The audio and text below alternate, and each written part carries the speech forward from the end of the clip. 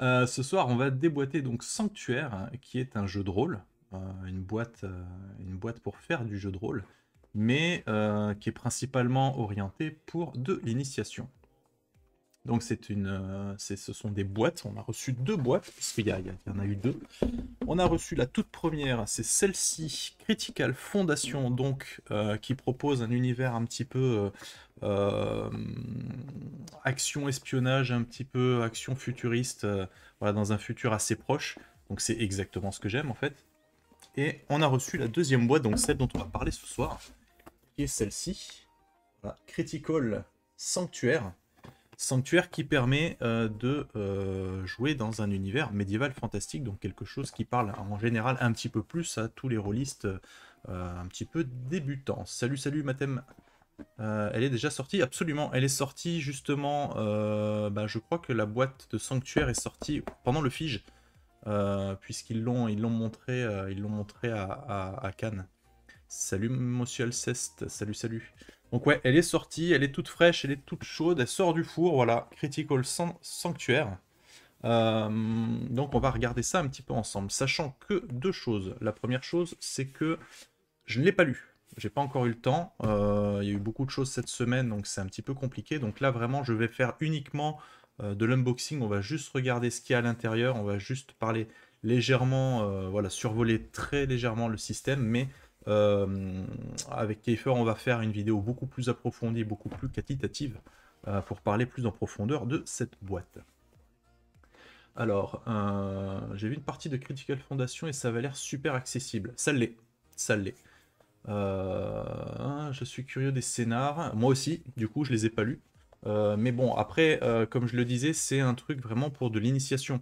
Donc, je lirai, je donnerai un avis un petit peu plus poussé quand j'aurai fini de tout lire. Mais voilà, à première vue, je pense que quand on s'adresse à un public qui a déjà l'habitude de faire du jeu de rôle, voilà, je pense que ça va pas amener grand-chose. Voilà, à part le côté plaisir de faire du jeu de rôle, de découvrir le scénario, etc. Voilà, après, je pense qu'il n'y aura pas véritablement de révélation. En revanche, pour l'avoir un petit peu... Parce que j'ai pas pu résister, je l'ai ouvert quand même avant, hein.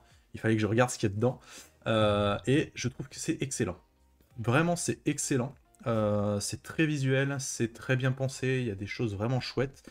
Un truc qui m'a pris la tête pendant au moins une demi-heure, on va en reparler, parce que bon, ben, j'ai l'avantage de pouvoir avoir carte blanche sur ce jeu, de ce qu'on m'a donné, hein. On m'a dit, voilà, tu as carte blanche, dis tout ce que tu veux dessus, donc je vais pas me gêner. Par contre, voilà, je tiens à remercier vraiment Gigamic et notamment donc la personne avec qui j'ai eu de très agréables échanges par mail pour la confiance qu'ils ont placée en nous. Donc voilà, j'espère qu'ils seront satisfaits un petit peu de cette review et on les remercie vraiment beaucoup beaucoup. Ah, ça a l'air pas mal, on voit mon bureau. Ça c'est déjà une bonne chose. On voit mes mains, c'est bon, ça fonctionne. Allez, c'est parti.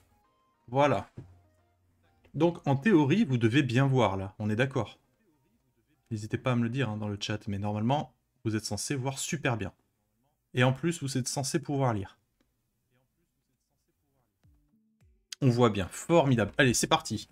Donc, Critical Foundation, qui est une boîte. Alors, c'est vraiment un truc entre le. Je trouve, c'est une super porte ouverte pour les personnes qui font du jeu de société. Ça a vraiment la même gueule, c'est une boîte, il y a plein de trucs visuels, on va regarder ça ensemble. Hop. Alors, la première chose à montrer, on fait du jeu de rôle. Et les jeux de rôle, il y a des écrans. D'accord? Et bien voici tout simplement l'écran du jeu que je trouve super chouette. Hop. J'ai vu des tentacules. Bah oui, il y a des bestioles un peu cheloues dans la flotte. Ouais, regardez là. Tac, des petites tentacules. Il est cool hein, l'écran, hein. Alors, écran 4 volets, donc c'est pas très haut. Par contre, c'est les écrans un petit peu, vous savez, semi-taille. Et à l'intérieur, eh bien, on est censé retrouver tous les trucs utiles du MJ, carac et compétences, les règles sur le combat, la santé, les armes et les équipements. Et de l'autre côté, on a tous les tests et les temps forts pour la narration. C'est vraiment quelque chose, je trouve, qui accompagne pas à pas un MJ vraiment débutant. J'ai vraiment trouvé ça très très bien fait, on va en reparler. À noter un truc qui est sympa, c'est qu'ici, je sais pas si ça se voit, mais ici, là, tout ça, c'est une petite pellicule plastique qui permet en fait de mettre des fiches à l'intérieur qui vont dépasser de l'écran. Et c'est des fiches qui, comment dire, qui donnent du contexte. Ça peut être des images, ça peut être un PNJ, ça peut être tout un tas de trucs. Ça se glisse ici et de l'autre côté. Voilà, et ça agrémente la table. Donc ça, voilà, un écran ultra qualitatif. Moi, j'aime beaucoup. Ça, c'est parfait. Ensuite, alors, premier constat, j'adore le visuel de la boîte même. Je suis d'accord. C'est propre, il y a mété. Alors, le prix est accessible, une trentaine d'euros. Alors, exactement, c'est 32 euros la boîte. Et si vous l'achetez en vente par correspondance chez Gigamic, je crois qu'au total, ça vous fait quelque chose comme 37 euros. Ensuite, nous avons une carte. Donc, la carte du monde. Qui, elle aussi, est quand même super chouette, je trouve. Vous voyez, vraiment très très bien détaillé. Moi, j'aime beaucoup. J'aime beaucoup, c'est un truc supplémentaire qu'on met sur la table. Alors clairement, c'est un truc, c'est en l'état, je pense que c'est injouable en virtuel. Clairement. Il y a beaucoup de... Enfin, injouable. Peut-être pas injouable, mais vraiment très très compliqué. Il y a vraiment plein de spécificités, même les dés sont un peu particuliers. Donc ouais, c'est un petit peu compliqué, on en reparlera. Ensuite, qu'est-ce qu'on a dans cette boîte? On a ça. Et vous allez me dire, mais qu'est-ce que c'est que ça? Qu'est-ce donc? On ne sait pas ce que c'est. Écrivez-moi-le dans le chat, qu'est-ce que c'est? Vous ne savez pas. Je suis sûr que vous ne savez pas. Ça tombe bien, je vais chez mon dealer demain.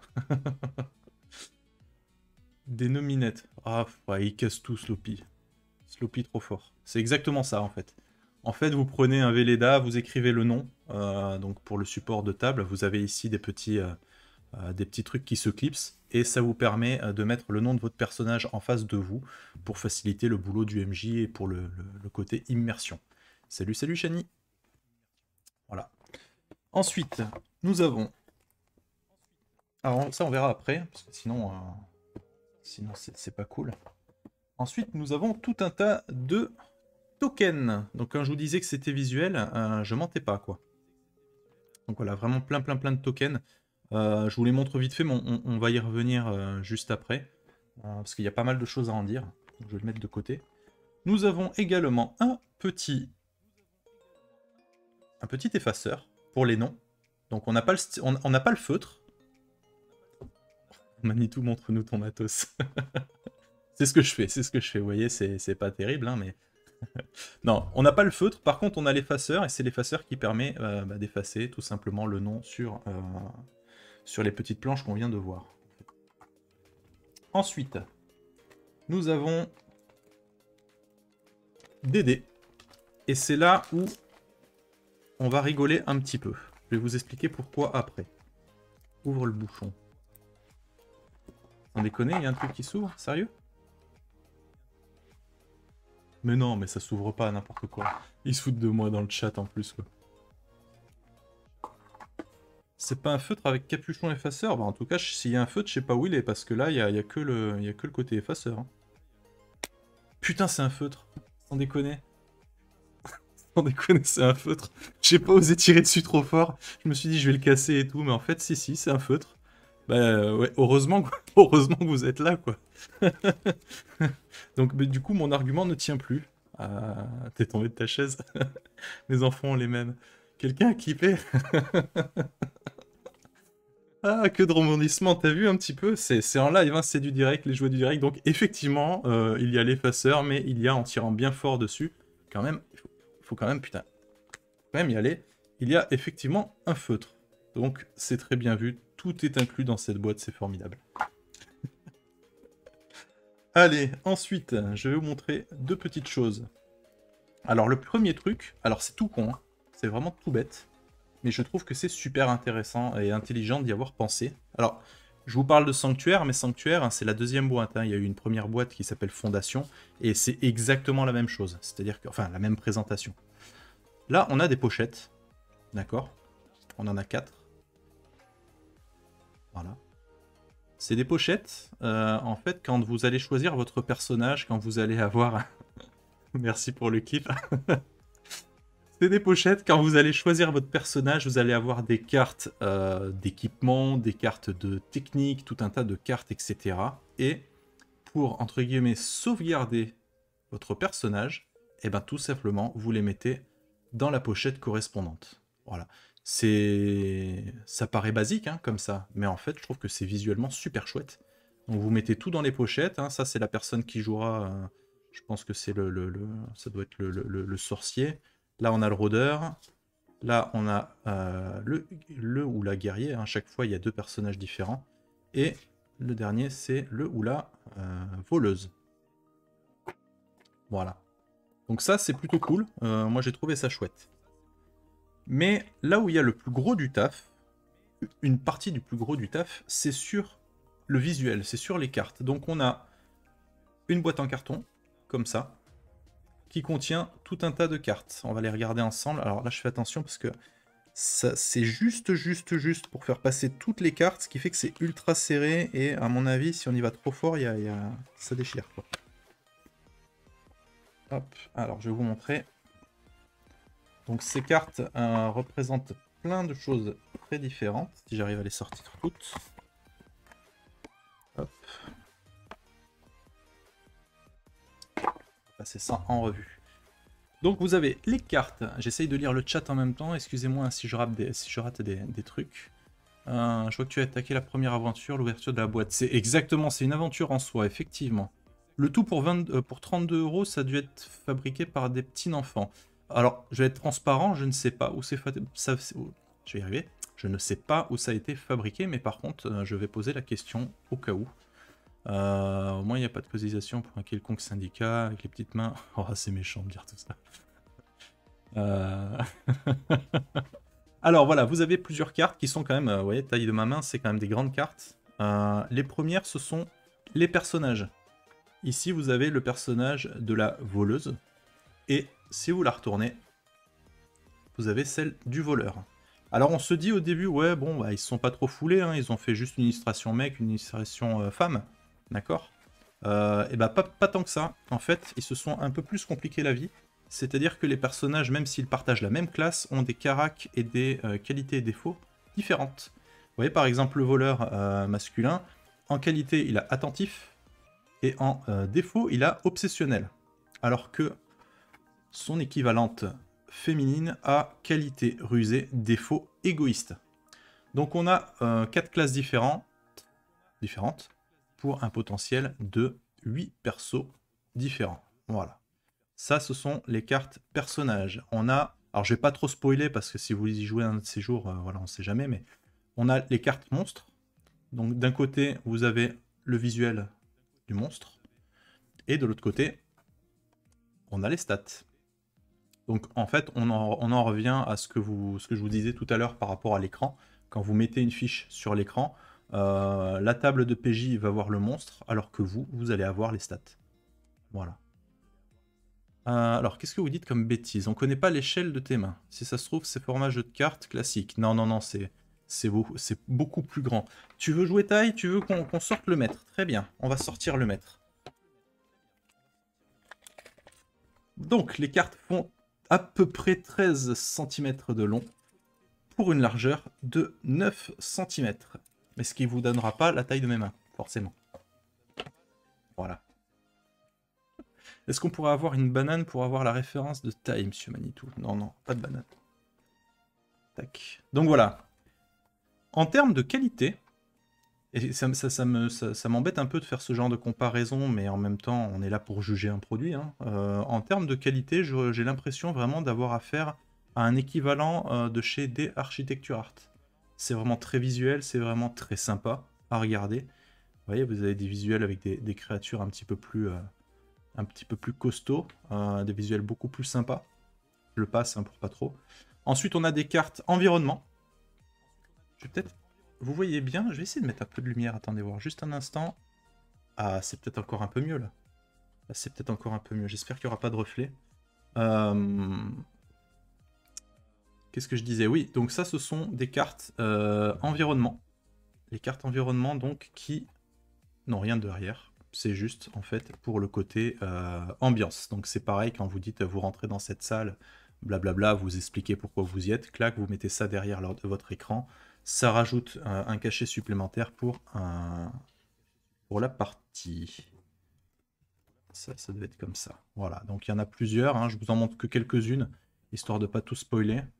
Mais c'est vraiment très sympa, en fait, hein. Taille carte de carreau, du coup. Non, de tarot. Non, non, c'est plus grand que les cartes de tarot, à mon avis, hein. Pas mal. La taille d'écriture reste lisible dans la pochette plastique de l'écran. Bah écoute, oui, regarde. Bon, après, c'est forcément, faut que tu t'approches un petit peu, mais franchement, moi, de là où je suis, je le lis, hein. Donc voilà, non, c'est très sympa. Donc voilà, je trouve qu'il y a quand même une charte graphique. Enfin, c'est vraiment joli, quoi, hein. Je sais pas ce que vous en pensez, mais visuellement ça pète, hein, quand même, hein. C'est très coloré, c'est vraiment très sympa. Voilà, on va pas trop montrer, mais vous avez des trucs vraiment très sympas. Bon, ça, je sais pas trop ce que c'est. Ça doit être peut-être une énigme ou un truc comme ça pour la partie. J'ai pas lu, hein, donc vraiment, je sais pas de quoi il en retourne. Clac. Tu penses le prendre?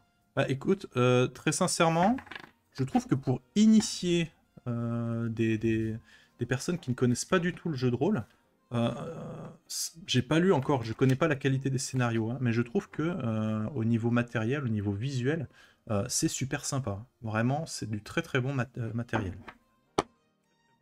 Donc ça, ce sont pour les grandes cartes.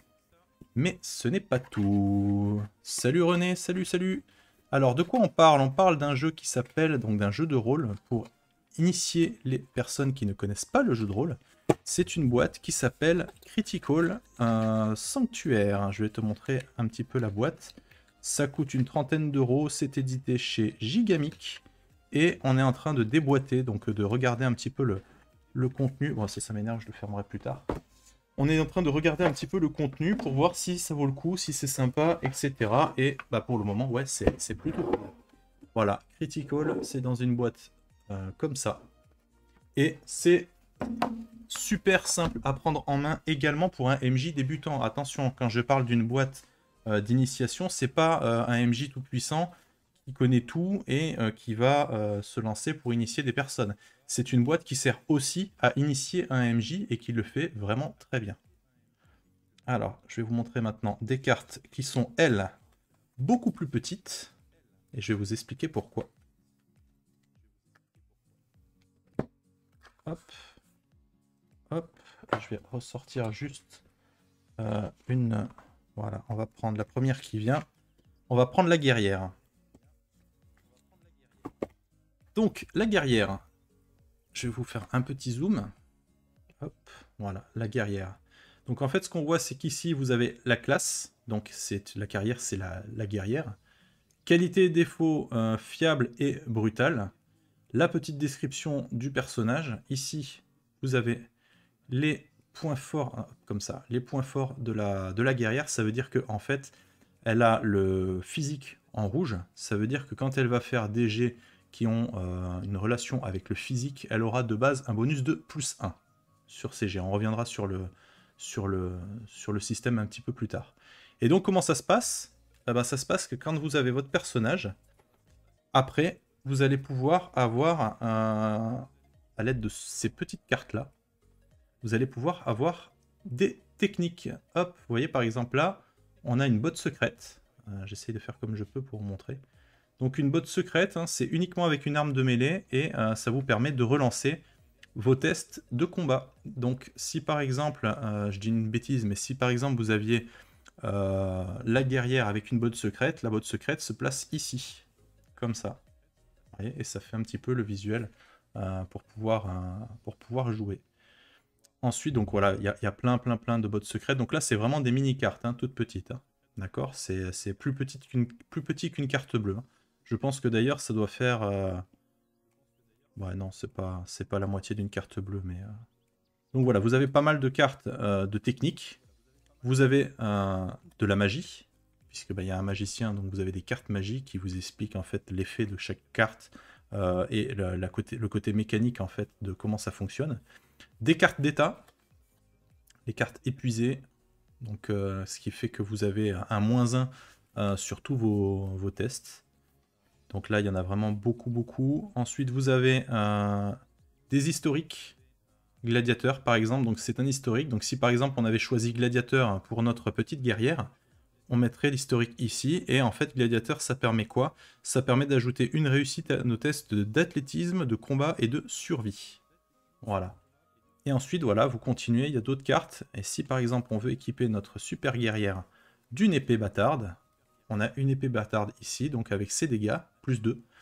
Et l'équipement se met ici. Non, ça c'est l'équipement.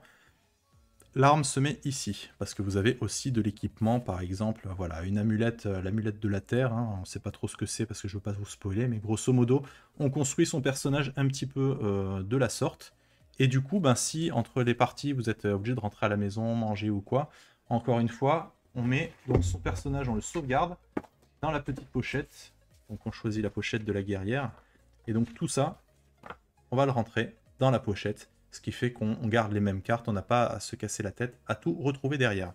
C'est con, hein, mais moi je trouve que c'est vachement bien pensé, en fait. Voilà. Donc on a tout un tas de petites cartes, avec des effets vraiment très différents. Donc vous avez de l'équipement, en grosso modo, de débutant, et vous avez des objets magiques, des trucs beaucoup plus forts. Vous avez des tables de blessures critiques, par exemple, voilà, blessure au bras, votre épaule n'est pas... Putain, là, par contre, on voit pas bien à cause du design.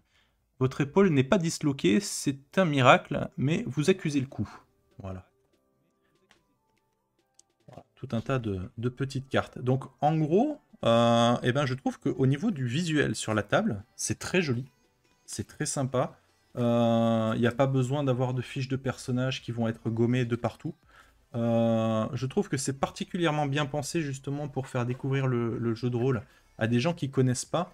Parce qu'effectivement, quand quelqu'un ne connaît pas le jeu de rôle et qu'il arrive à une table et qu'il n'y a aucun visuel, qu'on lui dit, voilà, imagine, tu fais ci, imagine, c'est comme ça, le système, c'est ci, voilà, il y a beaucoup de choses qui sont un peu abstraites. Et même si certains d'entre nous ont découvert le jeu de rôle comme ça, c'est pas pour autant que ça reste facile à appréhender. Donc du coup, là, on a quand même un produit qui est très visuel, qui est très didactique, et qui permet bah, voilà, de mettre des images en fait, sur ce que le MJ ou la MJ va tenter en fait, de vous raconter comme histoire. Donc moi, je trouve que c'est une super approche, en fait. Donc voilà, je vais vous montrer le reste du matériel, parce que c'est pas fini. Bien sûr, avec la boîte de rangement, vous voyez, il y a tout qui s'adapte parfaitement. On va mettre le petit feutre, hein, le feutre effaceur, n'est-ce pas? Et je vais vous reparler après de toute cette boîte de pions. On va regarder ça, je vais juste lire un petit peu le chat. Alors, du très beau boulot, hein, je pense le prendre. Bah écoute, voilà, je vais pas te vendre un produit, moi, hein, je te parle juste de ça. J'ai pas lu la qualité des scénarios, mais franchement, je trouve que c'est du bon boulot, et pour le rapport qualité-prix, avec tout ce qu'on entend, du hausse du papier, la hausse du carton et tout ça, je trouve que 32 € pour ça, c'est très correct. Alors, pour accompagner cette boîte, nous avons ceci. Alors ça, c'est une pochette dont la première page vous explique un petit peu qu'est-ce que c'est le jeu de rôle. Donc on va s'en passer parce que tous ici, on connaît un petit peu le jeu de rôle, hein, donc il n'y a pas besoin de revenir là-dessus. Mais grosso modo, voilà, on vous donne l'idée générale, on vous dit comment ça fonctionne. C'est des petites feuilles recto verso, un petit peu de pub, c'est normal, hein, pour expliquer qu'il n'y a pas que Sanctuaire, il y a aussi Fondation, etc. C'est quoi le jeu de rôle? Écoute, on a fait une vidéo, hein, si tu veux, sur la chaîne. Tu tapes /DS, enfin non pas slash, point d'exclamation DS dans le chat, et je te laisse chercher, même si je sais que tu me trolls. Voilà. Et ensuite, alors je vais pas le montrer pour pas trop spoil, mais ensuite vous avez la campagne. Pourquoi la campagne? Parce qu'en fait c'est une boîte qui contient 9 scénarios, et le but du jeu c'est de faire des scénarios un petit peu à l'image des séries télé, c'est-à-dire des scénarios qui vont durer en moyenne une trentaine de minutes.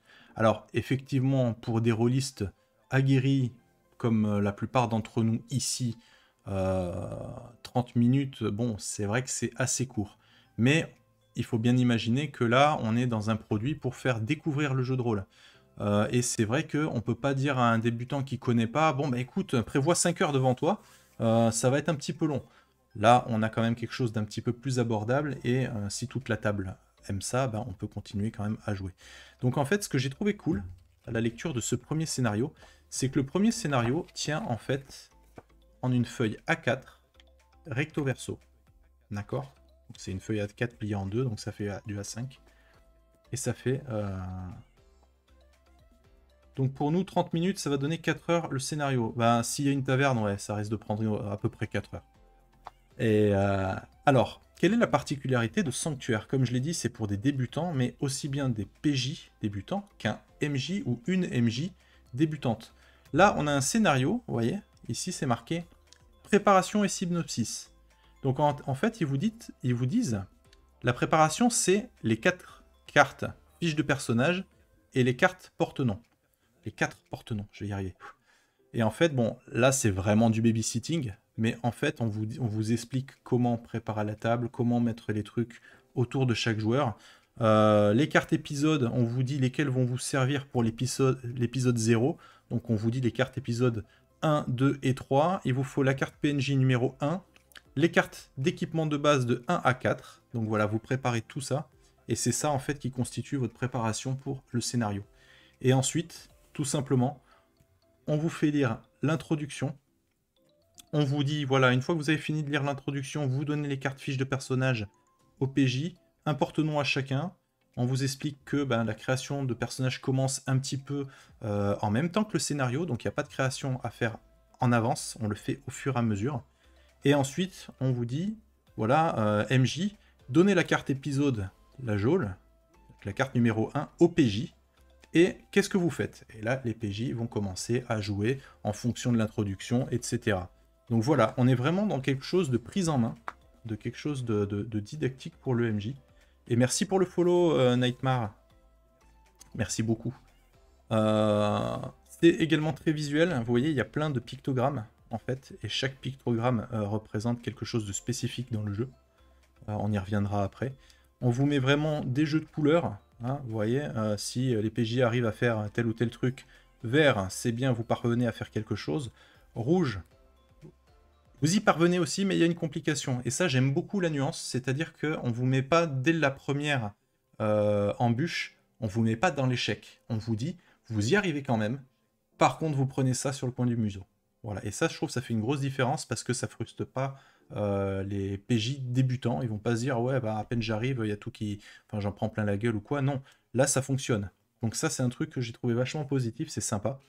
Et après, on enchaîne, voilà, il se passe ça, ta ta ta ta ta ta. Scène 2, vous lisez le petit descriptif, on vous dit, montrez la carte épisode numéro 2 au PJ. Il se passe ça, voilà, donc ça donne peut-être une impression couloir, mais on va dire qu'on est quand même encore une fois sur un produit pour les débutants, aussi bien PJ que MJ. Donc voilà, il faut faire un petit peu la part des choses. Scène 3, scène 4, etc. Et quand vous arrivez à la fin de la scène, enfin à la fin du scénario, vous avez l'épilogue, et on vous dit votre quête ne fait que commencer, et vous enquillez sur l'épisode 1, 2, 3, 4, 5, jusqu'à l'épisode 9. Voilà, je ne vais pas tous les montrer, mais à chaque fois, c'est tout en couleur. D'accord? À chaque fois, c'est du clé en main. Comme ils expliquent hein, dans le bouquin, l'idéal c'est de lire, hein, parce qu'il n'y en a pas pour longtemps à lire un scénario comme ça, donc ils disent, d'ailleurs ça c'est sympa, il y a la présentation de l'univers, donc c'est le truc à regarder je pense en premier avant les scénarios. Mais en gros ils expliquent que ben, l'idéal c'est de lire ça la veille. Vous savez que vous avez une partie, le ou la MJ lit ça au moins une fois la veille. On dort, on fait ce qu'on a à faire, et une petite heure avant de jouer, on se fait une petite relecture histoire d'être serein, et on y va comme ça. Est-ce qu'il y a un PNJ All Shad dans la boîte? Ben c'est hors de prix, hein. Tu sais les PNJ All Shad, c'est voilà, il faut, c'est Dice Story hein, qui a les droits hein, pour ça, hein, donc. Donc voilà, là on a donc tout ce qui est la petite campagne, 9 scénarios, sachant qu'ils expliquent dans le bouquin qu'au terme de ces 9 scénarios, rien ne vous empêche de continuer l'aventure, d'inventer vos propres scénarios. Vous avez dans le bouquin de base des outils, des idées, des trucs comme ça pour aider à la création du scénario. Et rien ne vous empêche de continuer à jouer. Sachant que ce n'est pas fini. Sachant que, alors je pense que ça va être la même chose pour Critical Sanctuary, parce que j'ai pas encore mené mes recherches, mais pour la première boîte, pour Critical Foundation, sur le site officiel de Gigamic, il y avait pas mal de suppléments à télécharger. Vous aviez des cartes, vous aviez des je sais plus quoi, je crois qu'il y a un scénario de 2 heures. Hein. Donc c'est-à-dire que vous aviez la boîte avec tous les 9 scénarios de 30 minutes, mais en gratuit. Vous aviez un scénario qui durait 2 heures, qui se jouait au terme de la boîte. Vous aviez aussi, je crois, une espèce de PDF d'initiation pour avoir une première approche, etc. Donc il y avait pas mal de trucs. Je suppose qu'ils vont faire un petit peu la même chose. Enfin, en tout cas, j'espère qu'ils vont faire la même chose pour Sanctuaire, parce que j'ai trouvé que c'était une super idée, en fait, tout simplement. Donc voilà, ça c'était le petit livret de scénario campagne. Et ensuite, on a un petit fascicule de 15 pages, je crois même pas. De 12 pages. Donc en fait, tout le lore, le système, la création de perso, tout, 12 pages. Voilà. Donc, alors, effectivement, j'ai regardé le système. Bon, c'est du très simple. Et heureusement, c'est ce qu'on demande. Il ne faut pas que ce soit trop complexe pour des débutants. Mais 12 pages, vous avez tout le système, la création de personnages, le jeu. C'est quand même super cool. Donc, avant-propos, on vous explique ce que c'est que le lexique du jeu de rôle. Donc ça, on va passer dessus. Et on vous explique, que contient la boîte. Et ça, j'ai trouvé que c'était très bien fait. Donc, on vous explique qu'il y a un écran du maître du jeu, une présentation de rôle, etc. Et on vous parle, justement, de tous ces petits tokens. Tous ces petits tokens, à quoi ça sert? Alors, on vous dit, il y a 2 jetons indices. Les jetons indices, c'est cela. Ça, c'est les jetons indices. Alors, je vous parle vraiment de mémoire, hein, mais comme je vous ai dit, je ferai une vidéo un peu plus complète dessus, mais en gros, les jetons indices, quand les PJ sont vraiment coincés, qu'ils n'arrivent pas à comprendre une énigme ou voilà, qu'ils savent pas trop quoi faire, etc., ils peuvent claquer un jeton indice pour se débloquer et continuer l'aventure. Donc voilà, je ne sais pas dans quelle mesure c'est vraiment intéressant ou pas, mais il y a cette solution. Ensuite, on a des jetons narration. Alors les jetons narration, en fait, c'est tous les autres, c'est tout ça, tous les chiffres. Et en fait, c'est tout ce qui est attrait à différents compteurs. Ça peut être les points de vie, ça peut être une espèce d'horloge, ça peut être voilà, des ressources, etc. Donc à partir du moment où il faut quantifier quelque chose, on utilise des petits jetons, justement pour avoir un repère et s'en souvenir. D'accord ? On a ensuite des jetons... Ah oui, allez, autant pour moi. C'est divisé en 2 parties. Là, vous avez toute la partie matérielle pour le maître du jeu. En plus, c'est écrit en gros. Et ensuite, toute cette partie-là, c'est pour les PJ. Donc là, on a vu, hein, on a les 3 fascicules, la campagne, les cartes état, les cartes blessures, les 10 cartes de PNJ, les 32 cartes épisodes, donc ça c'est les cartes de décor, etc. La carte du monde. Et le MJ lance du dé, c'est 2d6, mais avec des symboles un petit peu différents dessus. D'accord ? Et côté PJ, donc on a 4 fiches de personnages, on les a vues, les porte-noms, les dés, les pochettes qu'on a vues, toutes les petites cartes, etc. Mais également, donc le fameux feutre effaceur, mais également des cartes héros, des jetons héros, pardon. Alors les jetons héros, c'est cela. D'accord ? Les jetons héros, ça représente une ressource commune pour le groupe. Et ça vous permet d'obtenir un dé supplémentaire sur un G. Donc grosso modo, le système, il est très simple. Vous avez une carac, en gros, avec un certain nombre de points. Si c'est la caractéristique de votre personnage, on l'a vu tout à l'heure, hein, la guerrière, elle avait, je crois que ça s'appelle physique. Si la guerrière, on lui demande d'escalader une montagne, peu importe, elle a physique en caractéristique principale, ça lui donne automatiquement +1 à son jet. Ensuite, si elle a un historique qui lui donne de l'athlétisme, elle va avoir +1.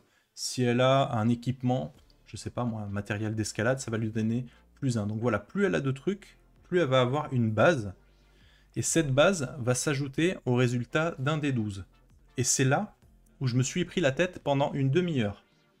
Je vais vous expliquer pourquoi. Je vais même vous le montrer. Quand on lit le truc, d'accord, on arrive ici, on vous explique, pour réaliser un test, vous devez lancer un des 12 et ajouter vos éventuels bonus à ce résultat. Donc c'est ce que je viens de vous expliquer, d'accord? Ensuite, on vous parle de la difficulté. Donc chaque test est associé à une difficulté que le MJ ou l'AMJ va vous donner. 1 facile, 2 moyen, 3 difficile, etc. Donc admettons, on va prendre pour l'exemple quelque chose de difficile, donc 3. Donc sur un des 12, il faut que j'obtienne 3 ou plus pour réussir. Si je fais moins, je rate. Pour l'instant, ça va, hein, on est d'accord. Un des 12, plus les caracs, on doit faire égal ou supérieur à 3. On est d'accord. Et bien là, j'ai bugué pendant 30 minutes. On vous dit, vous lancez un des 12. Vous lancez un des 12 et vous faites 3 ou plus, c'est une réussite. Donc je me suis dit, waouh, c'est un truc ultra pulp. Et je comprenais pas, parce que moi quand j'arrive avec ma guerrière, j'ai commencé à regarder les trucs, j'ai fait mais ça sert à quoi de lancer le dé en fait? T'as 3 de base, donc les tests difficiles, ils passent, et ben voilà, exactement Sloppy. Ce sont pas vraiment des dés spéciaux, mais il a fallu que je regarde de plus près les dés 12, parce qu'effectivement, les dés 12 n'ont pas, ils ont 12 faces, mais ils ne vont pas de 1 à 12. Ils vont de 0 à 4, non, de 0 à 3, il y en a une, il y a une croix. Et rien que ça m'a pris un moment avant de capter. Tu vois, moi je lis mon truc, je me dis putain, mais un D12, comment t'es censé faire 3 ou plus sur un D12? T'as même pas besoin de le lancer, tu vois, je comprenais pas. Et en fait, voilà, c'est ça, c'est que tu as de 0 à 3 et une touche, enfin une face avec une croix. Du coup, ça a beaucoup plus de sens. Hein. Si tu as, voilà, je sais pas, si t'es juste guerrière, que tu dois escalader un truc, une montagne, que c'est difficile, effectivement, si t'as juste un parce que t'es une guerrière, tu lances ton dé. Et ben là, j'ai fait un échec critique. Super, super Manitou, bien joué. Puisqu'effectivement, la croix, c'est un échec critique. Voilà. Surtout si tu as paumé les dés et que tu prends des vrais dés. Ouais, c'est ça. Effectivement, c'est exactement ça. Bah oui, mais c'est ça, c'est tellement pour débutants que ça fait bugger les vieux rôlistes. C'est tout à fait ça, faut carrément réapprendre à jouer de façon différente. Donc voilà, la croix, c'est... je fais ça de mémoire, hein, mais la croix, c'est échec critique. Ça marche pas. Et en fait, les réussites critiques, vous les obtenez en faisant au moins le double de la difficulté. Donc mettons, vous avez une difficulté de 2, moyenne. Si le résultat de votre dé et de vos différents bonus parvient à faire 4 ou plus, on considère que c'est une réussite critique. Donc vous allez accomplir quelque chose qui sera beaucoup mieux. Donc si c'est un gain de ressources, les ressources seront doublées, etc. Par contre, à l'inverse, si vous tombez sur la croix, ça vous fait un échec critique, même si vous arrivez à dépasser le seuil parce que vous avez toutes les cartes qu'il faut. Voilà, la croix, c'est raté. Si vous deviez gagner quelque chose, vous le perdez à la place. Et comme c'est critique, vous en perdez 2 fois plus. Donc on a 4 D12, un D12 forcément par PJ. La croix, il n'y a pas mieux pour tout désinfecter. Oh, oh, oh. En vrai, j'aime bien. En vrai, j'aime bien. Et du coup, on en revient donc à ces jetons. On en revient à ces jetons, donc les jetons de héros, comme je vous disais, qui sont communes pour le groupe entier. Et en gros, quand vous décidez de claquer un jeton, ça vous permet, en plus de votre D12 sur un lancer, de lancer un D8 supplémentaire. D'accord? Donc les D8, ce sont des dés à 8 faces, mais qui ne vont pas jusqu'à 8. Hein. C'est exactement la même chose que le D12. Ça va de 1 à 4. Vous voyez? 1, 2, 3, 4. Et donc voilà, si vous claquez un jeton de héros, commune au groupe, je crois qu'il n'y a même pas besoin d'avoir l'aval de la table. Hein. Vous pouvez le claquer comme ça. Du coup, pour votre test, vous allez lancer les deux. Vous allez obtenir, voilà, un 4. Donc c'est ce qu'on avait dit, hein, difficulté 2. J'ai fait 4 plus mes stats. Réussite critique, ça explose, on est un héros. Voilà. Pour le système, c'est tout. Voilà, pas plus. Le système, c'est ça. Et alors que je me rappelle, vous avez aussi, et ça c'est pour le MJ, des jetons malédiction. Donc le MJ va pouvoir, outre des malédictions en fait au PJ, et pour qu'un PJ puisse se débarrasser de son jeton malédiction, là encore une fois je fais ça de tête, hein, je confirmerai lors d'une autre vidéo si c'est ça, mais grosso modo, pour que... Ouais, c'est un petit peu les points ultima, effectivement. En gros, pour se débarrasser d'un jeton malédiction, un PJ doit s'infliger un échec critique.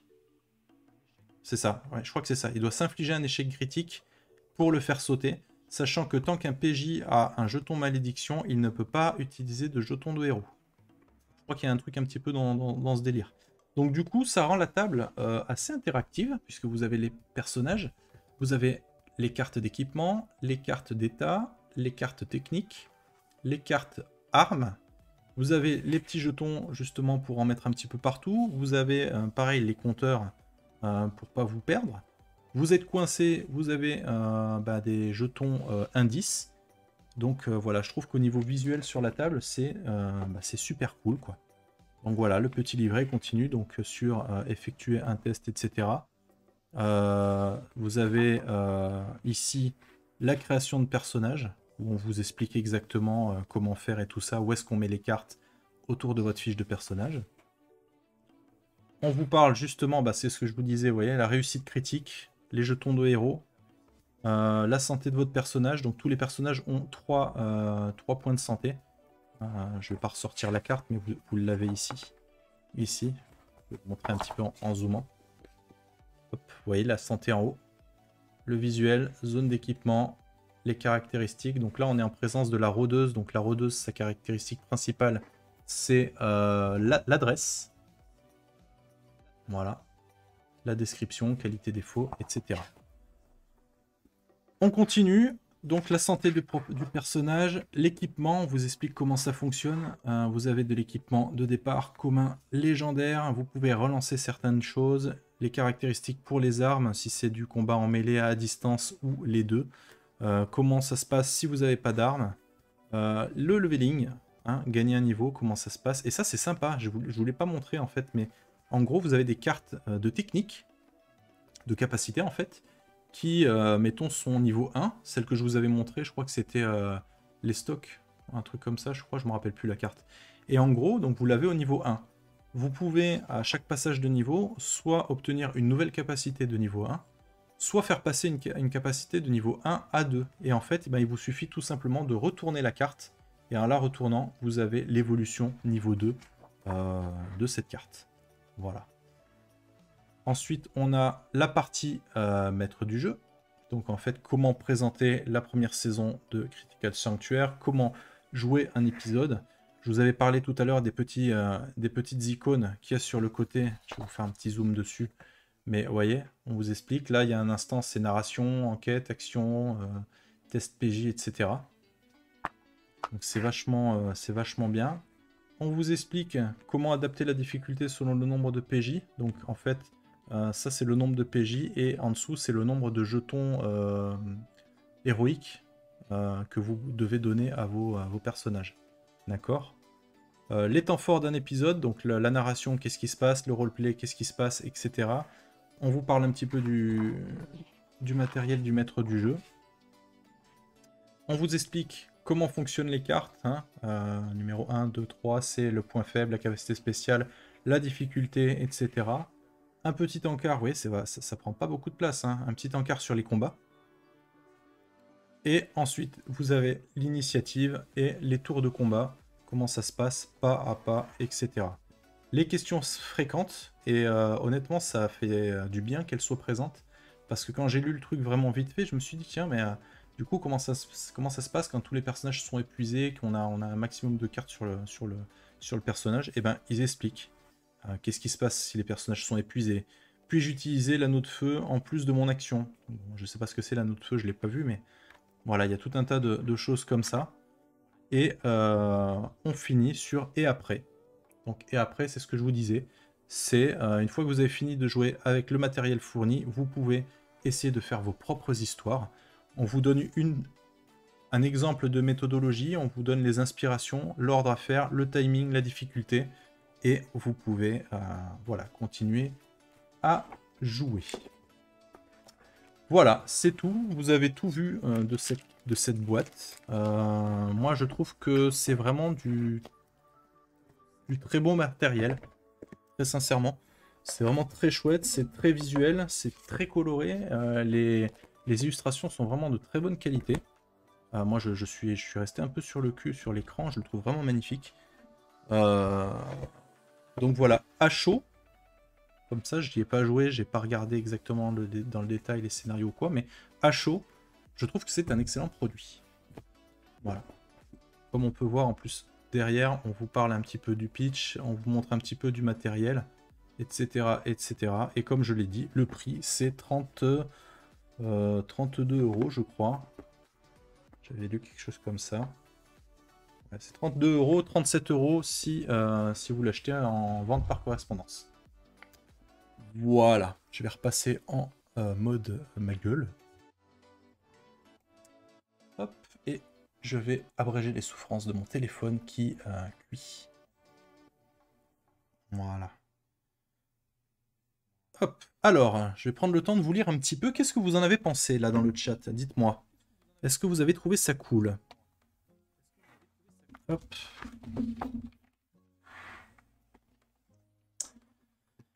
Alors, donc qu'est-ce que vous m'avez dit? La croix indique le trésor. Probablement qu'il y aura un trésor. J'espère qu'il y aura un trésor quand même. S'ils font un truc Medfan et il n'y a pas de trésor, ce serait un peu triste. Un bestiaire. Il n'y a pas de bestiaire, mais comme on l'a vu, en fait, je pense qu'il y a les créatures sur les cartes. Donc au moment où, enfin en tout cas dans les 9 scénarios de base, si à un moment tu dois affronter une créature, tu as la carte en fait avec les stats derrière. Du beau matériel. On imagine si ça prend beaucoup de place, on ne connaît pas la taille des mains, tu devrais reprendre ton maître. Mais je ne te dirai pas la taille des mains. Voilà. Tu vas devoir faire marcher ton imagination. Tu es rôliste après tout. Tu devrais pouvoir le faire. Ils vont prévoir plusieurs boîtes par thème, je présume. Alors, je ne sais pas. Je ne sais pas parce que j'ai fait une petite erreur lors de la news du mois de décembre, je crois. Parce que la première boîte, c'est Critical Foundation, donc l'espionnage action dans un futur proche. Et c'est marqué saison 1 dessus. Et quand cette boîte, donc celle que je vous ai montrée, Critical Sanctuaire, donc en médiéval fantastique, est sortie, bah, je pensais que c'était la saison 2. Et en fait, pas du tout. C'est la saison 1. Et quand vous allez sur le site de Gigamic, par exemple pour la boîte de fondation, c'est marqué saison 2, octobre 2023. Donc voilà, il va y avoir des extensions. Alors, comment elles seront faites, ça, pour le moment, je ne sais pas. Est-ce que Gigamic va avoir envie de m'en envoyer pour que je puisse vous le montrer? Pour le moment, je ne sais pas non plus. Il faut quand même ils ont été super généreux, super sympas avec nous. On va quand même essayer de faire aussi nos preuves un petit peu, travailler un peu. Donc on verra à ce moment-là. Mais toujours est-il que il y aura d'autres boîtes pour agrémenter la première. Donc s'il y a une saison 2, je pense pas qu'ils s'amusent à faire des boîtes avec exactement le même matos dedans, en changeant juste les scénarios. Je pense que, enfin moi tel que je me l'imagine, je pense que ce seront des boîtes peut-être plus petites, mais qui contiendra uniquement ce qu'il faut pour faire la suite et qui demandera du coup l'achat de la boîte de base pour pouvoir jouer. Ça me semble voilà le plus logique. Maintenant voilà, je ne suis pas sûr de ce que je vous dis. Alors demain si je le trouve, je l'achète. Le téléphone qui permet de faire cuire à 9, mais carrément, hein, c'est complètement ça. Ça a l'air bien cool pour les débutants, mais alors autant pour les PJ débutants, mais c'est surtout très cool pour un ou une MJ débutant. Ça, c'est vraiment très très sympa. Parce que, alors sérieux concurrent à BBE et Chronique oubliée, exactement. Alors, pour moi, ce sont vraiment deux produits différents. Je m'explique. Je pense que tout ce qui est Chronique oubliée, c'est très bien pour les débutants. mais on est quand même dans un niveau un petit peu plus haut. C'est-à-dire que le bouquin Chronique oubliée Fantasy, par exemple, ça fonctionne pour des débutants, mais il y a quand même pour le ou la MJ un paquet d'informations. Rien qu'avec les classes, les différentes voix, les trucs comme ça fait quand même beaucoup à assimiler. Là, on est vraiment sur une boîte où, allez, tu fais une petite lecture la veille, t'en as pour 1 heure, et le lendemain, tu joues, quoi. Donc, le bouquin de Chronique oubliée, tu le lis pas en 1 heure, hein. Donc, voilà, on est vraiment sur 2 produits différents. Pour moi, Sanctuaire, c'est un bon produit, justement, pour initier au jeu de rôle. Mais je pense que ça va surtout permettre d'attirer un public différent. D'attirer, par exemple, les personnes qui sont fans des jeux de société. Prenez quelqu'un qui adore les jeux de société, qui aime bien les jeux de tuiles, les trucs comme ça, les trucs qui sont visuels sur la table. Ben pour lui faire rentrer dans le loisir du jeu de rôle, je pense que ce genre de boîte, c'est super en fait.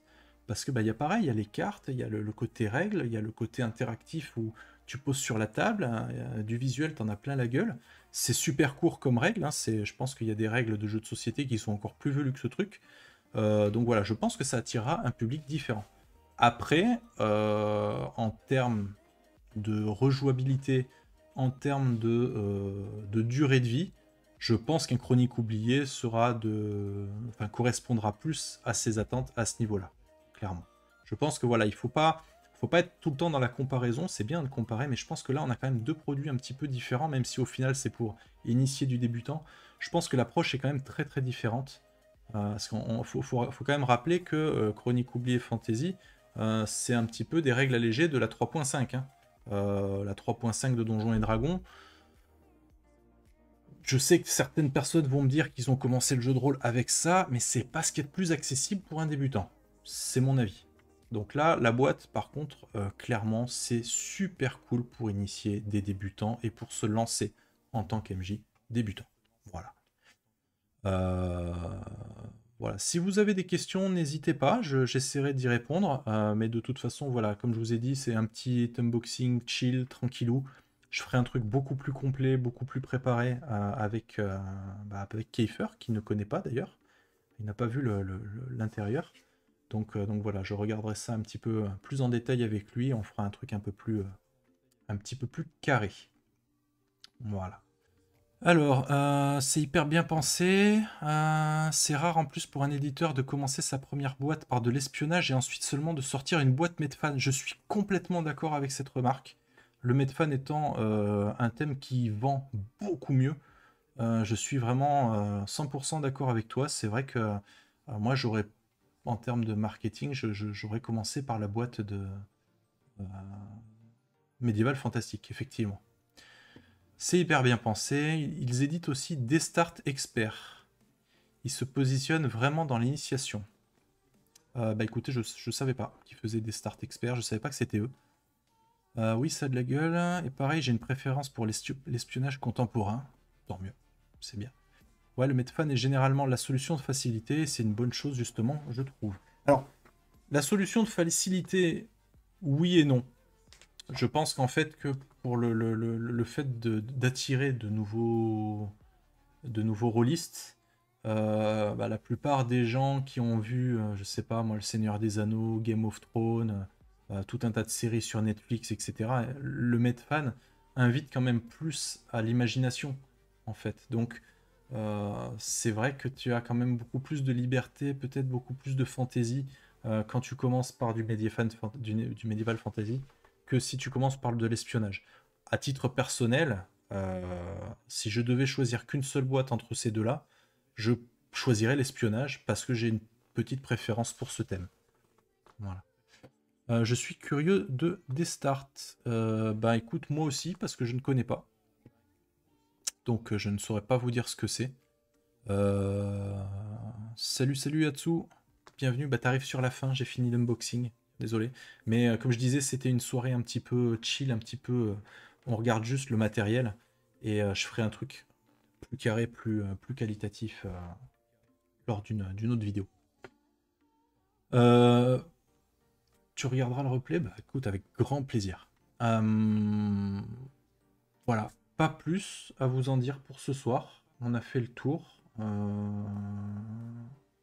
Je suis d'accord avec vous sur le fait que ce serait cool qu'ils fassent d'autres thématiques. Par exemple, effectivement, futuriste, un truc un peu à la Star Wars, je trouverais ça vraiment cool. On pourrait imaginer, mais ça c'est vraiment beaucoup plus spécifique, mais pourquoi pas du Far West, du western. Alors ça, c'est vrai que c'est quand même plus, c'est un thème vraiment plus compliqué. Je suis pas sûr que ça plaise autant en fait. Autant le futuriste, je pense que ça attirerait limite plus que l'action espionnage. Mais par contre, du Far West, je sais pas si ça marcherait super bien. Pareil, du cyberpunk, pourquoi pas, même si quelque part Fondation fait un petit peu, prend peut-être un peu ce chemin, donc ça ferait peut-être un petit peu doublon. Mais bon. Là, ce que j'attends de voir maintenant, c'est à quoi vont ressembler les saisons 2. Est-ce que ça va être encore une boîte avec des doublons? Est-ce qu'ils vont mettre, par exemple, peut-être, pourquoi pas, des personnages supplémentaires? Avec des rôles supplémentaires? Des cartes d'équipement, des cartes de sort, des cartes de technique supplémentaires. Forcément, il va y avoir, je pense, d'autres épisodes, donc d'autres scénarios pour continuer probablement la première boîte, puisque c'est des saisons. Donc théoriquement, ça aurait du sens. Donc voilà. Alors, un merci grand maître. Bah écoute, avec grand plaisir. Je trouve la structure des scénarios cadre énormément pour pouvoir faire ses propres scénarios. À voir. Ça, je suis pas encore sûr de mon coup. Je lirai un petit peu plus, mais a priori, rien ne t'en empêche en fait. De nouvelles mécaniques dans les prochaines saisons, ça serait sympa. Je suis d'accord. Je suis d'accord avec toi. Donc, on va voir ce que ça nous réserve. Ciao tout le monde, à bientôt!